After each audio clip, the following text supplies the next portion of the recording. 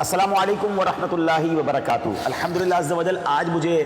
دعوت اسلامی کے دو بڑے اہم شعبہ جات کے بارے میں کچھ عرض کرنے کا موقع مل رہا ہے، کیونکہ بڑی خوشی کا موقع ہے۔ ایک ایسا پودا جو قبلہ شیخ طریقت امیر اہل سنت نے 44 سال پہلے لگایا تھا، اب وہ کیسا تناور درخت، کیسا پیارا گلشن بن چکا ہے، اس کی مثال شاید ہم اپنی زندگی میں نہ دیکھ سکیں۔ دعوت اسلامی الحمدللہ دنیا کے 150 سے زائد ممالک میں دین متین کی خدمت کر رہی ہے۔ اس وقت بھی میں جو آپ سے گفتگو کر رہا ہوں، میں بارسلونا اسپین میں موجود ہوں، اور مجھے آج بات کرنی ہے دعوت اسلامی کے شعبے FGRF۔ یہ وہ شعبہ ہے جو دکھیارے مسلمانوں کی خدمت کے لیے بنایا گیا۔ ویسے تو دعوت اسلامی برسہ برس سے دکھیارے مسلمانوں کی خدمت کرتی ہے،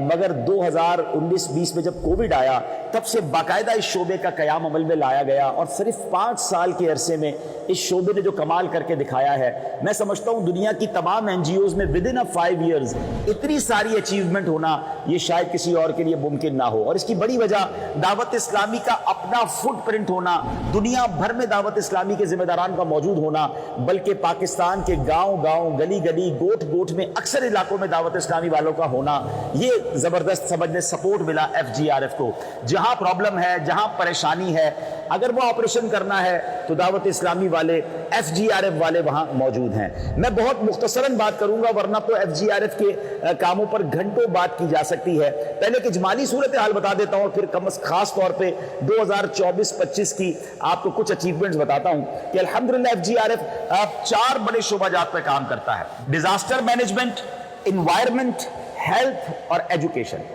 ڈیزاسٹر مینجمنٹ سے مراد کیا ہے کہ جہاں قدرتی آفات آتی ہیں، سیلاب آ جائے، لینڈ سلائیڈنگ ہو جائے، زلزلہ آ جائے، جب بھی کوئی بڑا ایکسیڈنٹ ہو جائے، آگ لگ جائے، تو جب ڈیزاسٹر ہوتا ہے تو وہاں مینجمنٹ کے لیے ہمارے اسلام بھائی پہنچتے ہیں، جس میں ابتدائی طور پر ان کو ریسکیو کرنا ہے، کھانا دینا ہے، جان بچانی ہے، اور اس کے بعد ان کو ری ہیپ کرنا ہے، یعنی ان کے گھر بنانے ہیں، اور اس کے ساتھ ساتھ ان کو میڈیکل فیسلٹیز دینی ہے۔ دعوت اسلامی کا دوسرا ڈپارٹمنٹ ہے انوائرمنٹ، جس میں بڑا کام ہوا الحمدللہ پلانٹیشن کے ذریعے۔ اب تک 32 لاکھ کے قریب پودے صرف پاکستان میں لگائے جا چکے ہیں، اور دنیا بھر میں یہ کام الحمدللہ جاری ہے۔ اور انوائرمنٹ پر کام کتنا ضروری ہے شاید ابھی آپ کو سمجھانا مشکل نہ ہوگا، کیونکہ انوائرمنٹ ڈسٹرب ہونے کی وجہ سے جو پرابلمز آ رہی ہیں وہ آپ کے سامنے ہے۔ بڑا پیارا نعرہ لگایا گیا، پودا لگانا ہے، درخت بنانا ہے۔ تیسرا کام ہیلتھ میں ہم کر رہے ہیں، اور ہیلتھ میں کئی شعبہ جات ہیں جس میں معذور بچوں کی آباد کاری، ریہیبلیٹیشن میں FRC کردار ادا کر رہا ہے۔ میڈیکل کیمپس لگائے جاتے ہیں، موبائل ہیلتھ کیئر یونٹ کے ذریعے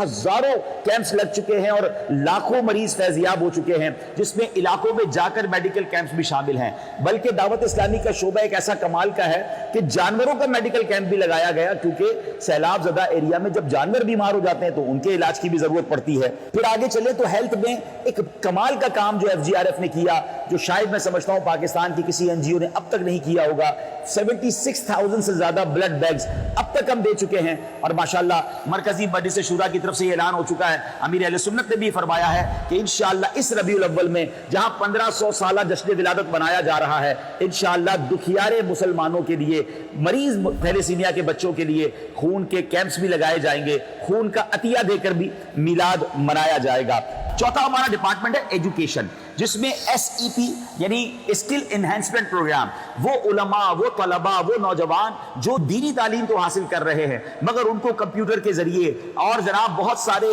کورسز کے ذریعے، آرٹیفیشل انٹیلیجنس کے ذریعے کچھ ایسے کورسز بھی کروائے جائیں جس میں وہ مزید اپنے روزگار کے مواقع ڈھونڈ سکیں۔ یہ تو ہو گیا ایک اجمالی کام، مگر اس وقت جو دنیا میں بہت بڑا ایشو ہے آپ کے سامنے ہے 2024-25 میں جو بڑے کام FGRF نے کیے، اس میں غزہ اور فلسطین کے مسلمانوں کے امدادی کام ہے، جس کے لیے الحمدللہ FGRF کے نمائندگان نے جارڈن کا سفر کیا، مصر کا سفر کیا، غزہ کے اندر NGO سے رابطہ کر کے کروڑوں روپے کی امداد دکھیارے مسلمانوں تک پہنچائی، اور یہ مسلسل کام جاری ہے۔ اور اسی سلسلے میں پھر الحمدللہ پاکستان میں سیرین ایمبیسڈر، ایجپٹ کے ایمبیسڈر، مصر کے ایمبیسڈر اور فلسطین کے ایمبیسڈر سے ملاقات ہوئی، اور اسی سلسلے میں پھر فلسطین کے ایمبیسڈر کراچی فیضان مدینہ بھی تشریف لائے، ہمارے نگران شورا سے ملاقات ہوئی، اور بہت اچھی نیتوں کا اظہار ہوا ہے۔ ان سے مسلسل رابطے میں ہیں، اور ایک بڑا کام انشاءاللہ جلد مزید غزہ کے مسلمانوں کے لیے کرنے جا رہے ہیں۔ اس وقت جب میں آپ سے گفتگو کر رہا ہوں دل بڑا دکھی ہے کہ اس وقت پاکستان میں جو سیلابی کیفیت ہے 1000 کے قریب بتایا جاتا ہے گاؤں ڈسٹرب ہو گئے ہیں،